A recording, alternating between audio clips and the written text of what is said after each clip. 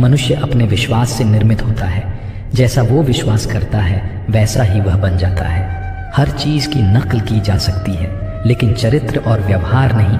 अपनी सोच को काबू में रखिए, क्योंकि आपकी सोच ही असलियत का रूप लेगी। अगर नीयत अच्छी हो तो नसीब कभी बुरा नहीं होता।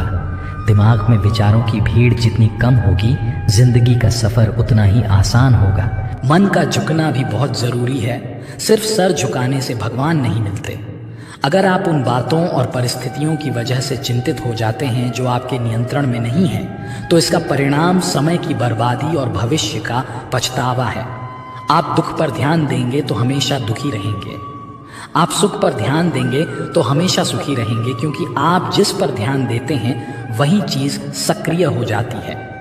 श्रीमद् भागवत गीता में भगवान श्री कृष्ण कहते हैं कि जिस तरह प्रकाश की ज्योति अंधेरे में चमकती है, ठीक उसी प्रकार सत्य भी चमकता है। इसलिए मनुष्य को हमेशा सत्य की राह पर चलना चाहिए। मृत्यु एक अटल सत्य है जिसे कभी बदला नहीं जा सकता है। इस संसार का जब से निर्माण हुआ है तब से जन्म मृत्यु का चक्र चलता आ रहा है। कोई मनुष्य चाहे लाख चीजें जान ले, चाहे वो पूरे जगत को जान ले, लेकिन अगर वह स्वयं को नहीं जानता तो वह अज्ञानी है। कान्हा कहते हैं, अगर कोई आपको ठुकरा दे तो बुरा मत मानना, क्योंकि वे वास्तव में आपकी कीमत नहीं जानते। बुरा वक्त गुजर जाता है, बस उस ऊपर वाले को हमारा सब्र आजमाना होता है।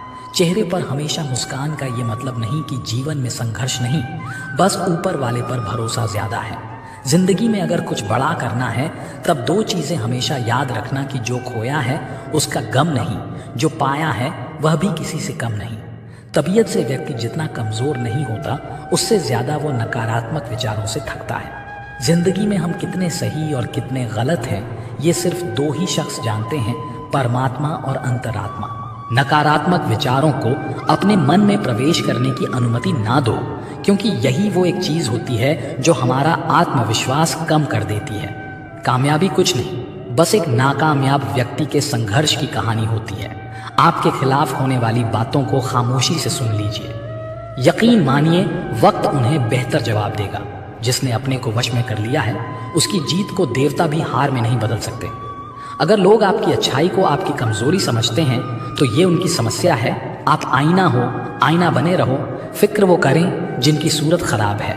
श्रीमद् भगवत गीता में भगवान श्री कृष्ण कहते हैं कि हे अर्जुन, तुम्हारा क्या गया जो तुम रोते हो? तुम क्या लाए थे जो तुमने खो दिया? तुमने क्या पैदा किया था जो नष्ट हो गया?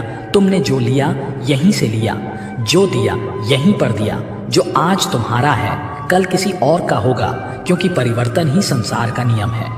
और समय के साथ संसार में हर चीज परिवर्तन के नियम का पालन करती है। भगवान श्री कृष्ण कहते हैं, कर्मयोग ही वो योग है जिसके माध्यम से हम अपनी जीवात्मा से जुड़ पाते हैं। कर्मयोग हमारे आत्मज्ञान को जागृत करता है। इसके बाद हम न केवल अपने वर्तमान जीवन के उद्देश्यों को, बल्कि जीवन के बाद की अपनी गति का पूर्वाभ्यास प्राप्त कर सकते हैं। इस योग में कर्म के द्वारा ईश्वर की प्राप्ति की जाती है। श्रीमद् भगवत गीता में कर्म योग को सर्वश्रेष्ठ माना गया है। गृहस्थ और कर्मठ व्यक्ति के लिए यह योग अधिक उपयुक्त है। कर्मयोग सिखाता है कि कर्म के लिए कर्म करो, आसक्ति रहित होकर कर्म करो। कर्मयोगी इसीलिए कर्म करता है कि कर्म करना उसे अच्छा लगता है। कर्मयोगी इसीलिए कर्म करता है कि कर्म करना उसे अच्छा लगता है। कर्मयोगी कर्म का त्याग नहीं करता, वो केवल कर्म फल का त्याग करता है और दुखों से मुक्त हो जाता है। उसकी स्थिति इस संसार में एक दाता के समान है और वो कुछ भी पाने की कभी चिंता नहीं करता। वो जानता है कि वो दे रहा है और बदले में कुछ मांगता नहीं, और इसीलिए वो दुख के चंगुल में नहीं पड़ता। संसार का कोई कार्य ब्रह्म से अलग नहीं है, इसलिए कार्य की प्रकृति कोई भी हो, निष्काम कर्म सदा ईश्वर को ही समर्पित हो जाता है। हे अर्जुन, पुनर्जन्म का कारण वासनाओं या अतिरिक्त कामनाओं का संचय है। कर्मयोगी कर्म फल के चक्कर में ही नहीं पड़ता, अतः वासनाओं का संचय भी नहीं होता। इस प्रकार कर्मयोगी पुनर्जन्म के बंधन से भी मुक्त हो जाता है। भगवान श्री कृष्ण कहते हैं, मनुष्य का मन वायु की तरह चंचल है। ये मन ही है जो मनुष्य को काम वासनाओं की तरफ भटकाता रहता है। अगर जीवन को सफल बनाना है तो मन पर काबू करना बहुत जरूरी है। मन को वश में करने से दिमाग की शक्ति केंद्रित होती है, जिससे कार्यों में सफलता मिलने लगती है। गीता के अनुसार जिस व्यक्ति ने अपने मन पर काबू पा लिया वो मन में पैदा होने वाली बेकार की चिंताओं और इच्छाओं से भी दूर रहता है। साथ ही वह व्यक्ति अपने लक्ष्य को भी आसानी से प्राप्त कर लेता है।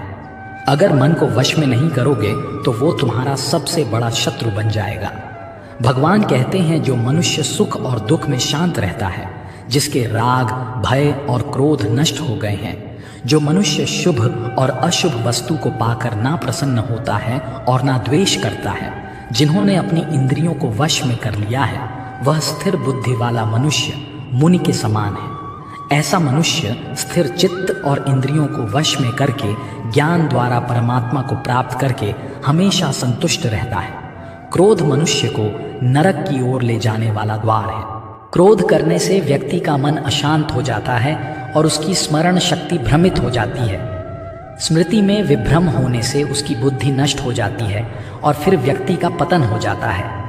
भगवान श्री कृष्ण कहते हैं मनुष्य को क्रोध करने से बचना चाहिए। कितना भी गुस्सा आए स्वयं को शांत रखने का प्रयास करें। श्री भगवान कहते हैं जिस प्रकार समुद्र की स्थिति अचल है, भारी से भारी आंधी तूफान आने पर या अनेक नदियों के जल प्रवाह उसमें प्रविष्ट होने पर भी वो अपनी स्थिति से विचलित नहीं होता, मर्यादा का त्याग नहीं करता, उसी प्रकार परमात्मा के स्वरूप में स्थित योगी की स्थिति भी सर्वथा अचल होती है।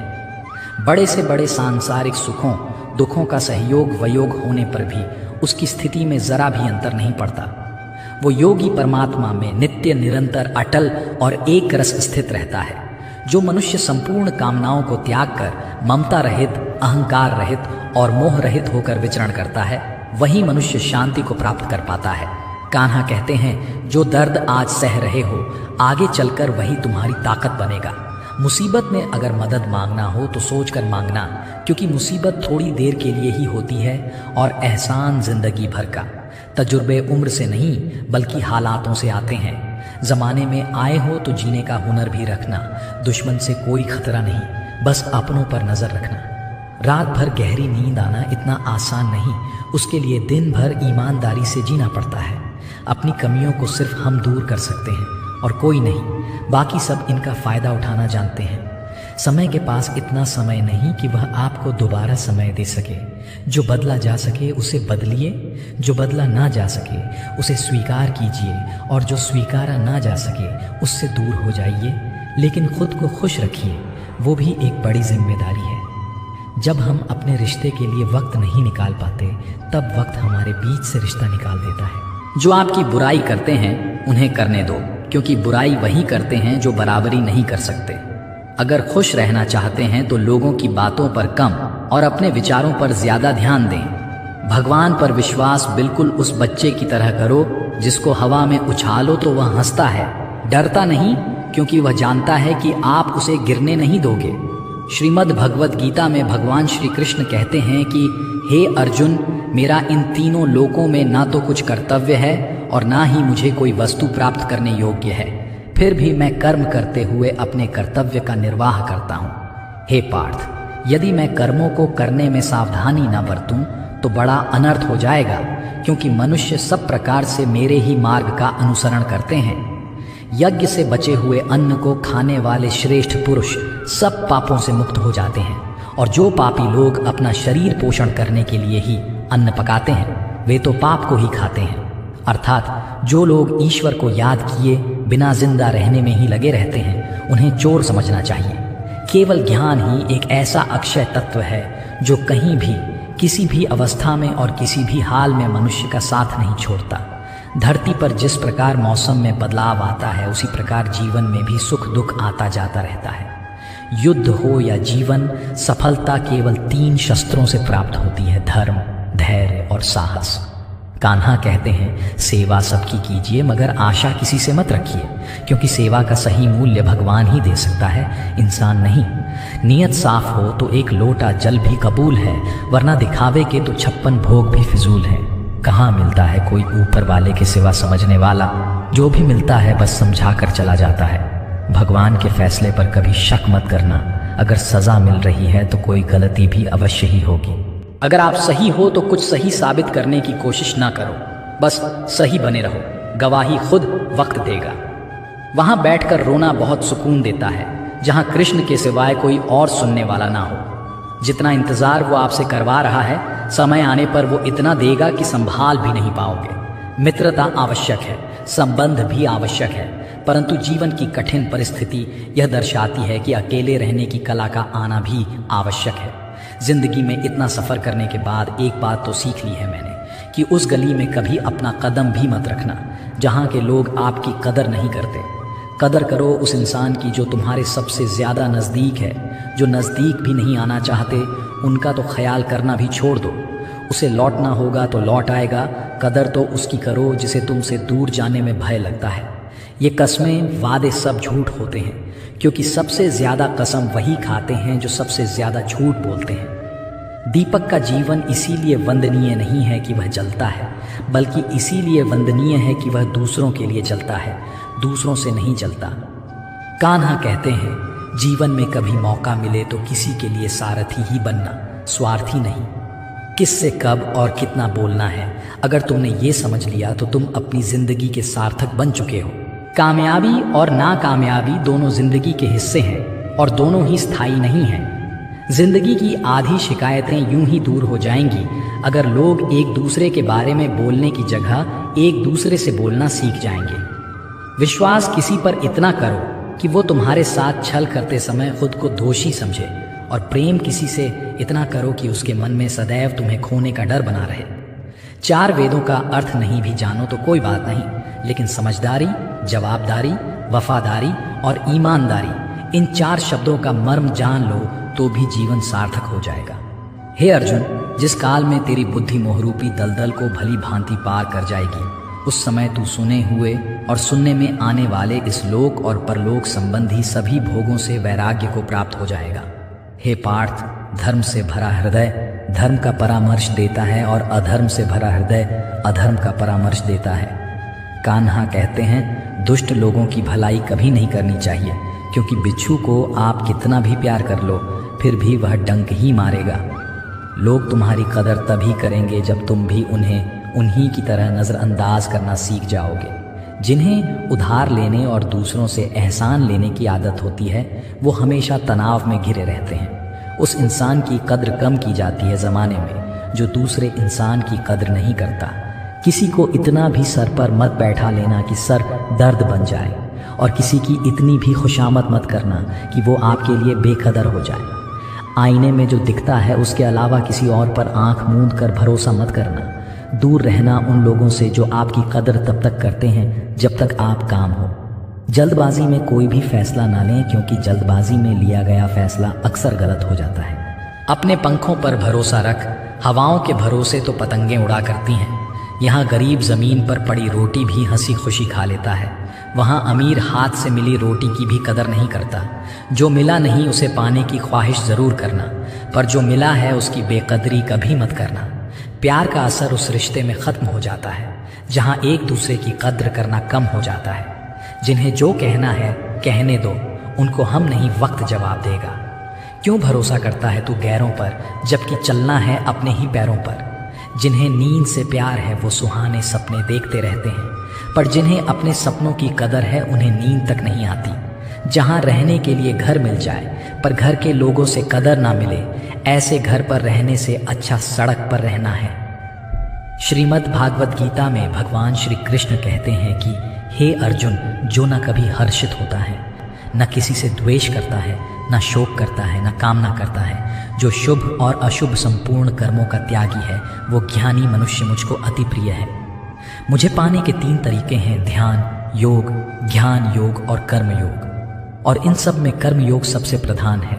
जिस प्रकार मनुष्य अपने पुराने वस्त्रों को त्याग कर नए वस्त्र धारण करता है, ठीक उसी प्रकार आत्मा पुराने व्यर्थ शरीर को त्याग कर नए शरीर को धारण करता है। यही प्रकृति का नियम है।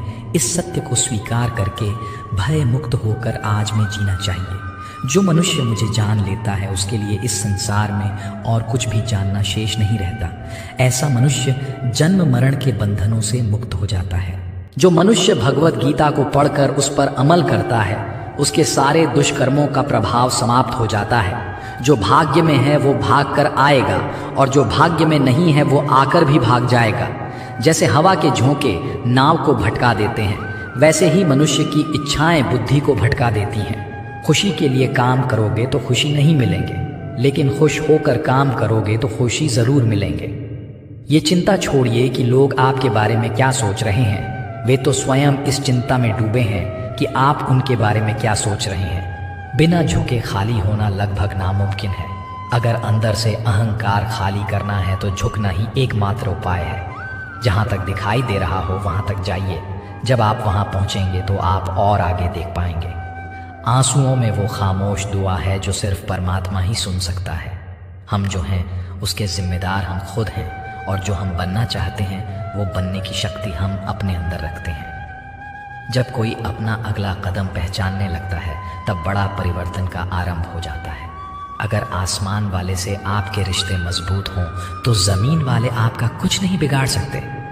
मन अशांत है और उसे नियंत्रित करना कठिन है, लेकिन शांत रहकर इसे वश में किया जा सकता है। भरोसा रखिए, हम जब कहीं किसी का अच्छा कर रहे होते हैं तब हमारे लिए भी कुछ अच्छा हो रहा होता है।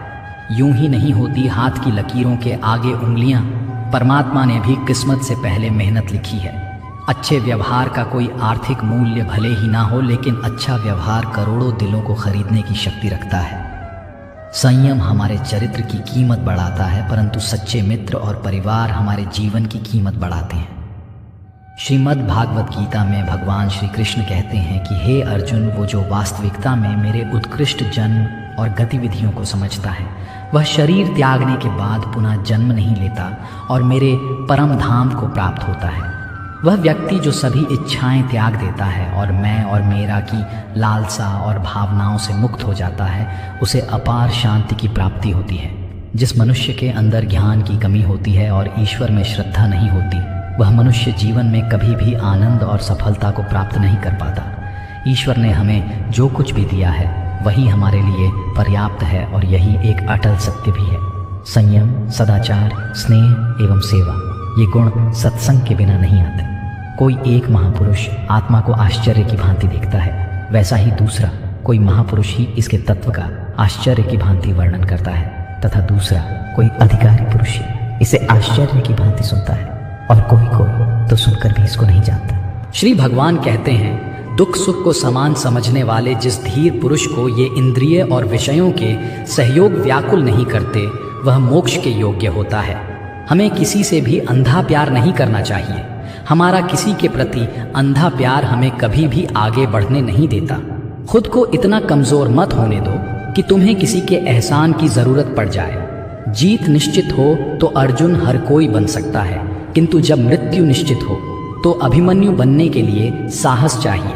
लोगों को इम्प्रेस करने की कोशिश मत कीजिए, आप खुद को इम्प्रूव कीजिए। लोग अपने आप इम्प्रेस हो जाएंगे। अगर जिंदगी का हर दाव जीतना चाहते हो तो बल से ज्यादा बुद्धि का उपयोग करना सीखो, क्योंकि बल लड़ना सिखाता है और बुद्धि जीतना सिखाती है। कभी पीठ पीछे आपकी बात चले तो घबराना मत, क्योंकि बात उन्हीं की होती है जिनमें कोई खास बात होती है। अहंकार के अंधे इंसान को ना तो अपनी गलतियां दिखाई देती हैं और ना ही दूसरे इंसानों में कुछ अच्छाई दिखाई देती है। जो लोग दूसरों को हर समय नीचा दिखाते रहते हैं, उनको यह एहसास नहीं है कि वह ऐसा करके खुद कितना नीचे गिरा रहे हैं। अनुमान मन की कल्पना है और अनुभव जिंदगी का सबक है। सच्ची खुशी तभी होती है जब आपकी सोच, कथन और कर्म में समानता हो। जीवन में कभी निराश नहीं होना चाहिए, क्योंकि कमजोर आपका वक्त हो सकता है, आप नहीं। जैसे तेल समाप्त हो जाने पर दीपक बुझ जाता है, उसी प्रकार कर्म के क्षीण हो जाने पर भाग्य भी नष्ट हो जाता है। अगर आप राजा की तरह जीना चाहते हैं तो पहले आपको गुलामों की तरह मेहनत करनी होगी। एक बात का ध्यान अवश्य रखें, आपका सपना जितना बड़ा होगा, संघर्ष भी उतना ही कठिन होगा। अगर लोग आपकी कॉपी करने लगें तो समझ लीजिए आप कामयाबी के बहुत करीब हैं। कोशिश हमेशा आखिरी सांस तक जारी रखनी चाहिए। मंजिल मिले या तजुर्बा, दोनों ही अनमोल हैं। जिंदगी बहुत हसीन है, कभी हंसाती है तो कभी रुलाती है, लेकिन जो जिंदगी की भीड़ में खुश रहता है, जिंदगी उसी के आगे सिर झुकाती है। अपने सबसे खास से धोखा खाने के बाद लोग चाहकर भी किसी पर संपूर्ण भरोसा नहीं कर पाते, यही सत्य है। श्रीमद् भागवत गीता में भगवान श्री कृष्ण कहते हैं कि हे अर्जुन, मनुष्य अपने जीवन को सरलता से जी सकता है, पर फिर भी वह कभी सरल जीवन जी ही नहीं पाता। वो हमेशा चिंताओं से घिरा रहता है, भूतकाल की बातों को सोचकर परेशान होता रहता है, वो मौत से डरने लगता है। वह ना तो अपने जीवन को सही तरीके से जी पाता है और ना ही मृत्यु को गले लगा पाता है।